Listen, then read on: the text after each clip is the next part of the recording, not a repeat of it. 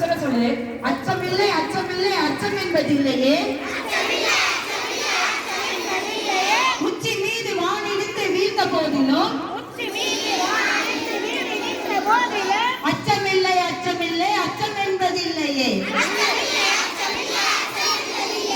இச்சகத்து உள்ளோரெல்லாம் எதிர்த்து நின்ற போதிலும் அச்சமில்லை அச்சமில்லை அச்சம் என்பதில்லையே. இது யார் எழுதுனா? மகாகவி சுப்பிரமணிய பாரதியார். எதுக்காக எழுதினாரு அப்படின்னா, சுதந்திர போராட்ட உணர்வை மக்களிடம் ஏற்படுத்துவதற்காக. இப்பெல்லாம் ஆங்கிலேயர் எல்லாம் எதிர்த்து யாரும் பேசுறதுக்கு பயந்தாங்க. அப்ப பயப்படக்கூடாது, இந்த பாட்டை பாடணும், எல்லாரும் என்ன பண்ணும், விடுதலை உணர்வோடு இருக்கணும் அப்படிங்கிறதுக்காக இந்த பாட்டை எழுதினாரு. ஓகேவா? இப்ப எல்லாரும் கொடி குத்திக்கமா, கொஞ்சம் இமேஜ் பண்ணு. கொடி குத்திக்கமா, ஒருத்தர் வராரு, வந்து துப்பாக்கி வச்சு உன்னோட நெத்தியில வைக்கிறாரு, கொடியை விட்டுறணும், கொடியை கீழே போடணும் அப்படின்னு சொல்றாரு. என்ன பண்ணுவோம்? பயத்துல சில பேர் போட்டுருவோமா? ஆனா இந்த கொடி காத்த குமரன் எவ்வளவு அடி போட்டு அடி வாங்குறாரு, மயங்கி கீழே விழுகிறாரு, ரத்தம் வலியுது, கீழே விழுந்து. ஆனா கொடி மட்டும் இப்படியே நின்றுகிட்டே இருக்கான். அப்படியே நேரம் என்ன பண்ணிட்டு இருக்காரு, வச்சுக்கிட்டே இருக்காரு. ஓகேவா?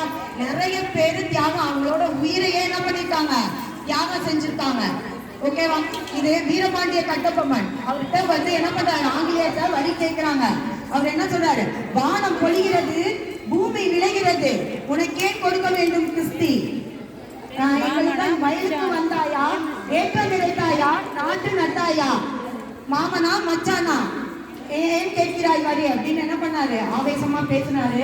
அவர் என்ன பண்ணாங்க, கைது பண்ணி கொஞ்ச நாள்ல அவரை தூக்கல போட்டாங்க. ஓகேவா? நிறைய பேரு உயிரையே என்ன பண்ணிட்டாங்க, கொடுத்துருக்காங்க. அவங்கள நினைச்சு பார்க்கணும்.